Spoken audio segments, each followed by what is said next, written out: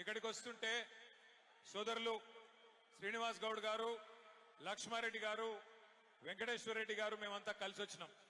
వస్తుంటే అప్పుడే ఈ జిల్లా మంత్రి పక్కనే ఉండే కొల్లాపూరు ఎమ్మెల్యే ఈ జిల్లా మంత్రి జూపల్లి కృష్ణారావు మాట్లాడిన మాటలు మొన్న మధ్యనే ఏదో ఒక సభలో మేమందరం చూసినాం.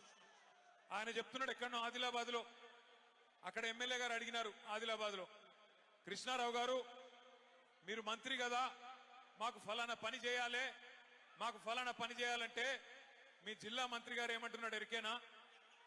నేనెట్లా చెప్తా, నాకేం తెలుసు, నేను మళ్ళా గెలుస్తానో సస్తానో తెలియదు, మళ్ళా మా ప్రభుత్వం వస్తుందో రాదో తెలియదు, మేము గెలుస్తామో మా ప్రభుత్వం వస్తుందో మాకు తెలియదు, కాబట్టి మాట ఎట్లా ఇస్తా, నేను మాట ఇయ్యా అని చెప్పి జూపల్లి కృష్ణారావు గారు చెప్తా ఉంటే మేము చూసి నవ్వుకుంటా ఉన్నాం.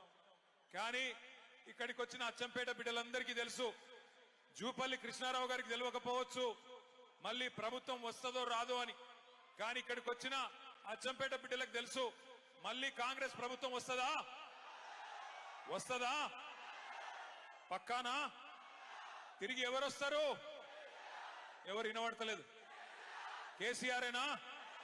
పక్కానా? పక్కానట్టు ఒకసారి చేయిలు అవట్టండి, అందరు రెండు చేయిలు అవట్టండి. జై తెలంగాణ. మంత్రులకు సోయి లేకపోవచ్చు, మంత్రులకు సోయి లేకపోవచ్చు, తెలివి లేకపోవచ్చు, కానీ అచ్చంపేట బిడ్డలకు మాత్రం తెగువ ఉంది, పౌరుషం ఉంది, తెలివి ఉంది. కాబట్టి మీరు చెప్తున్నారు ఈ దుర్మార్గ కాంగ్రెస్ ప్రభుత్వాన్ని మళ్ళీ రానియమని చెప్తున్నారు. ఇవాళ అచ్చంపేటలోనే అక్కడ ప్రభుత్వం ఎన్నికల నోటిఫికేషన్ ఇచ్చే క్రమంలో ఉంటే అచ్చంపేటలోనే ఈ కార్యక్రమం పెట్టుకునే తందుకు ఒక ప్రత్యేకత ఉన్నది. మీ అచ్చంపేట నియోజకవర్గంలో ఇక్కడ పుట్టిన ఒక వ్యక్తి ఇవాళ రాష్ట్రానికి ముఖ్యమంత్రిగా ఉన్నాడు. కొండారెడ్డిపల్లి నుంచి ఎవరైనా ఉన్నారా? ఇక్కడ కొండారెడ్డిపల్లెలు ఉన్నారా? ఎవరైనా లేరా? ఉన్నారా? లేరా? సో మీ కొండారెడ్డిపల్లె, వంగూరు మండలం కొండారెడ్డిపల్లె. నేను ఇక్కడికి వచ్చేటప్పుడు కొండారెడ్డిపల్లె మీదకెళ్ళి వచ్చిన, కల్వకుర్తి మీదకెళ్ళి చూసుకుంటా వచ్చిన. ఆ ఊరోళ్ళు కానీ అక్కడ ఉండే పెద్దలు కానీ ఎవరైనా ఉంటే చెప్తారేమో అనుకున్నా. ఎందుకంటే రేవంత్ రెడ్డి గారు రోజుకొక తీరుగా మాట్లాడతాడు. ఆయన ఒకరోజు ఏం చెప్తాడు, నేను చాలా పేద రైతు కుటుంబం నుంచి వచ్చిన ఒక పేదవాడు, ఒక పేద రైతు బిడ్డ ముఖ్యమంత్రి అయితే కేసీఆర్ కు నచ్చలేదు, టీఆర్ఎస్ వాళ్ళకు నచ్చలేదు అని ఒకరోజు మాట్లాడతాడు. ఇంకొక రోజు ఏమంటాడు, నేను పేద రైతు ఎందుకు అవుతుంది, నేను ఎన్నడూ వ్యవసాయమే చేయలేదు, కానీ మా తాత పోలీస్ పటేల్, మా తండ్రి పోలీస్ పటేల్, మాకు చాలా పెద్ద కుటుంబం అని ఇంకొక రోజు చెప్తాడు.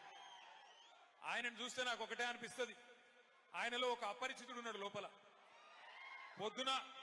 పొద్దున రాము, సాయంత్రం రేము, రెండు మనుషులు ఒకటే మనిషిలో ఉన్నారు. పొద్దున ఒక తిరిగి మాట్లాడతాడు, సాయంత్రం ఒక తిరిగి మాట్లాడతాడు. ఆయన మాట్లాడే మాటలు వింటే మాకే అర్థమైతలేదు ఏం చేయాలనో. శాసనసభలో అందరి ముంగట రాష్ట్రం అంతా చూస్తా ఉంటే ఇలా రాష్ట్రం పరువు తీస్తా ఉన్నాడు ఈ ముఖ్యమంత్రి రేవంత్ రెడ్డి. అందుకే ఆయన పుట్టిన గడ్డ అచ్చంపేట నుంచే మనం మొదలు పెట్టాలి మన జైత్ర యాత్ర అన్న ఉద్దేశంతో ఇక్కడనే ఈ జనగర్జన సభ పెట్టుకున్నాం.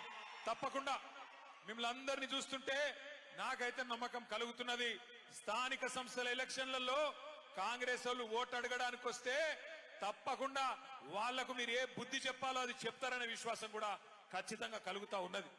దయచేసి ఒక్క మాట ఆలోచించమని చెప్పి నేను కోరుతా ఉన్నా. నిన్న మొన్న అవతలి మొన్న వార్తలు వస్తా ఉన్నాయి, పక్కనే మనకు కర్ణాటక రాష్ట్రం ఉంటది. కర్ణాటక రాష్ట్రంలో కృష్ణానది మీద ఆల్మట్టి అనే ఒక డ్యామ్ ఉంటది. ఎప్పుడో చాలా కాలం కింద కట్టినారు, కానీ కట్టినప్పుడే అప్పుడున్న మన ఆంధ్రప్రదేశ్ ప్రభుత్వం, ఇంకప్పటికి తెలంగాణ ఏర్పాటు కాలే, ఆనాడే అప్పుడున్న ఆంధ్రప్రదేశ్ ప్రభుత్వం కూడా ఈ ఆల్మట్టి డ్యామ్ కడితే ఇటు తెలంగాణకు అటు కిందికి ఆంధ్రకు నీళ్లు రావు, కట్టొద్దు అని చెప్పి అప్పట్లోనే పోరాటం కూడా చేయడం జరిగింది. మరి 4 రోజుల కిందట కర్ణాటక ప్రభుత్వం, అక్కడ కూడా కాంగ్రెస్ ప్రభుత్వమే ఉన్నది, అక్కడ ఉన్న కాంగ్రెస్ ప్రభుత్వం మొన్న ఒక నిర్ణయం తీసుకున్నది వారం రోజుల కిందట. ఏమని? ఇప్పటికే 519 మీటర్ల మీద ఉన్నది ఆల్మట్టి డ్యామ్, 519 మీటర్ల మీద ఉన్నది. ఇంకొక 5 మీటర్లు పెంచుతాం అంటే ఇంకొక 18 ఫీట్లు పైకి కడతాం, ఇంకా ఎత్తుకు పెంచుతామని చెప్పి కర్ణాటక ప్రభుత్వం 70,000 కోట్ల రూపాయలు ఖర్చు పెట్టి కిందికి కృష్ణా నీళ్లు ఒక్క చుక్క కూడా రాకుండా చేసే ఒక ప్రయత్నం చేస్తా ఉన్నది. ముఖ్యమంత్రి చెప్పుకుంటాడు నేను నల్లమల పులిని అని చెప్పుకుంటాడు. మరి నల్లమల పులి పక్కనే ఉండే కర్ణాటక కాంగ్రెస్ ప్రభుత్వం 5 మీటర్లు అంటే 18 ఫీట్లు అక్కడ డ్యామ్ ఎత్తు పెంచి పాలమూరుకు చుక్క నీళ్లు రాకుండా చేస్తే నల్లమల పులి అన్నట్టు ఏం చేయాలి? పిల్లిలాగా ఇంట్లో కూర్చోవన్నా లేదా పోయి అక్కడ గర్జించాలన్నా కొట్లాడాలన్నా?